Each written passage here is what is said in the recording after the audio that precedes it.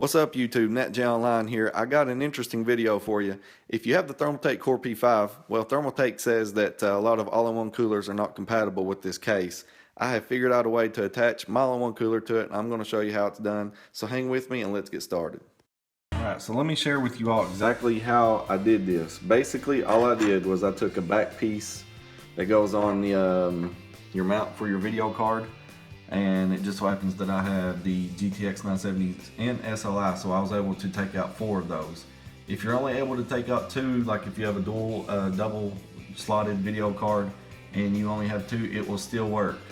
I just so happen to have 4 and I used 3 of them. So you'll need at least 2 of these, 3 would be better, and then you'll need screws to attach them to the radiator. Alright, so all you're going to do is you're going to take 3 of those little brackets, 3 of the brackets, and you will attach them with a screw to the radiator itself.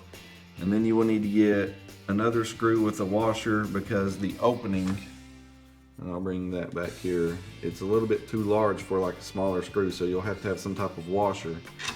And then you'll use a little screw with a washer and then a nut on the back side of it. So locking nut or regular nut, and then you attach it like that. Now it's actually fairly stable. I mean, it actually does pretty well, I think. It doesn't have much give to it. It actually holds up really well.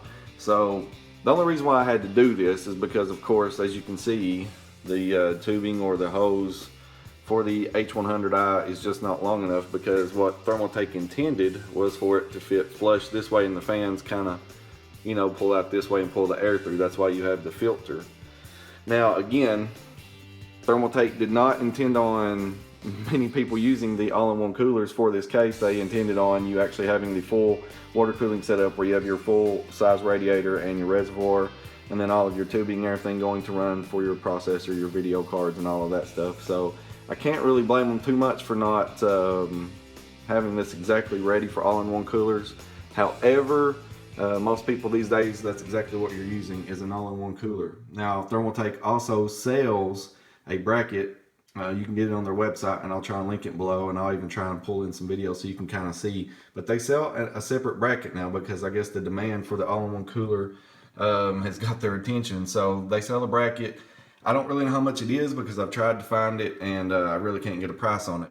If you've had any issues, or if you've tried to figure out a way that you can mount an all-in-one cooler to this case, especially with, again, the shorter pipe, shorter hoses, it is possible. Again, you're going to need at least 2 brackets, 3 screws with washer, and a nut for, you know, to tighten up on the back, and then just one of these screws that you'll take out. You'll just simply use one of these screws that you can take out. I've used all of mine, but if you have any of the extra ones, I mean, if you're any type of computer builder whatsoever, you're going to have several of these screws laying around, and you can use it to attach to the radiator, and then you're good to go. So give me a thumbs up if you think this is a good idea. If you got a better way of doing it, again, please share it with me. I do not care one bit to give it a try. I really do appreciate you all hanging out with me, and we'll see you next time.